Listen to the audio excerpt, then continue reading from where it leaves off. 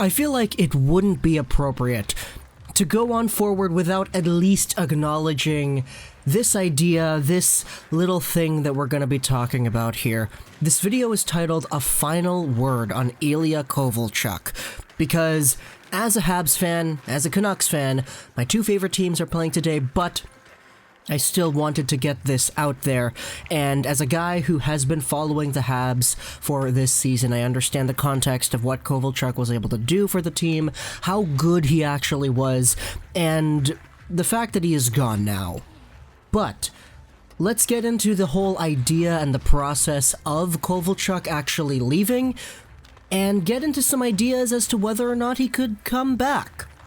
Because we talked about the trade itself in the trade recap video a few days ago, just over 24 hours ago, so you can watch that if you haven't seen the trade already, but I assume you've already had if you're watching this video. But let's go over what Ilya Kovalchuk could have done, and what could happen down the line, assuming things kind of follow the same narrative that these quotes are kind of putting out there. Let's take a look at what J.P. Barry said about Ilya Kovalchuk getting traded. J.P. Barry is the agent for Ilya Kovalchuk. He says that Ilya Kovalchuk had a choice of two teams, and that he chose the Washington Capitals over the Boston Bruins. Now that in itself is pretty nice, because it means that Kovalchuk had embodied the Habs spirit of hating the Boston Bruins for quite some time now. Obviously I'm joking, but if Ilya Kovalchuk was given the choice to go over to Washington with Orlov, with Kuznetsov, with Ovechkin, with these Russian players, and the overall body of work that Washington has in terms of its Russian players today and its Russian players in the past, we all remember when Sergei Fedorov, for example, was a Washington Capital, then it was appropriate, and I guess it does make sense that Kovy chose the Caps. But Kovalchuk also said this, that Bergevin legitimately gave him the options as to where he wanted to go, and that Bergevin had better offers for him from other teams. Kovy also appreciated how Bergevin handled that. So, from what we can gather here, just from these two quotes over here, it appears that the Boston Bruins were actually offering much more than what the Capitals did.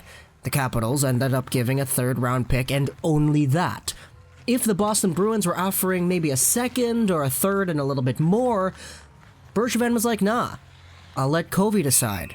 And Kovy decided to go with the team that probably would have meshed a little bit better with him, but also the team that had the lower amount of assets to give back. So that, in itself, is a very nice gesture by Marc Bergevin, letting the guy decide where he wants to go, regardless on the impact that decision has on the club itself.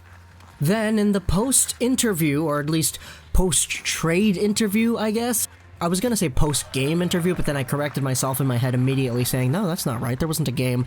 But Ilya Kovalchuk was interviewed, and he had a few really nice quotes. He was asked, for one, about free agents and their hesitance to come to Montreal, because Montreal is known as an interestingly weird market to play in comparison to the other markets, because they're really crazy about their hockey, and then the whole francophone thing also plays into the mix. They asked him about that, and Kovalchuk was like, no, that's absolutely not true. Wrong. They're wrong. Montreal is one of the best places to play. So Kovalchuk already is kind of giving his pitch to other potential free agents as to why Montreal might be one of the better places to choose if you're in free agency. But Kovalchuk is out here with all the proper things to say, all the great things to say about Montreal, and it's just really nice seeing what is in store. He even says this on a Montreal Canadiens Twitter video, "It's not goodbye for sure." He even said this.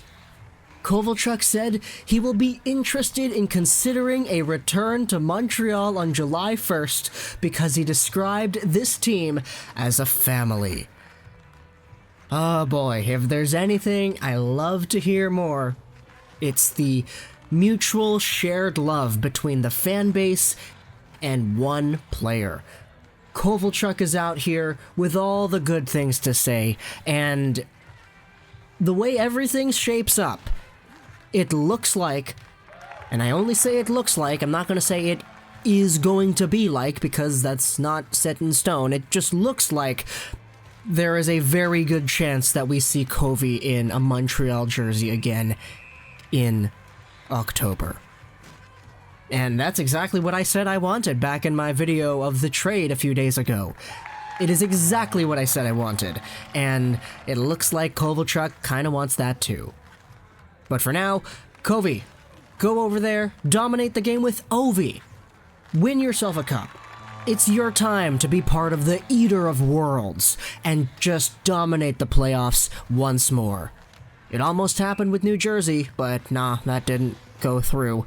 This time, it's with Washington, and you're on a team that has its mojo from its Stanley Cup victory a few years ago, and very well could be in the running for going for another one. And once that's done, come back to Montreal. That's what I would like to see. Hope you enjoyed this video 99, and bye.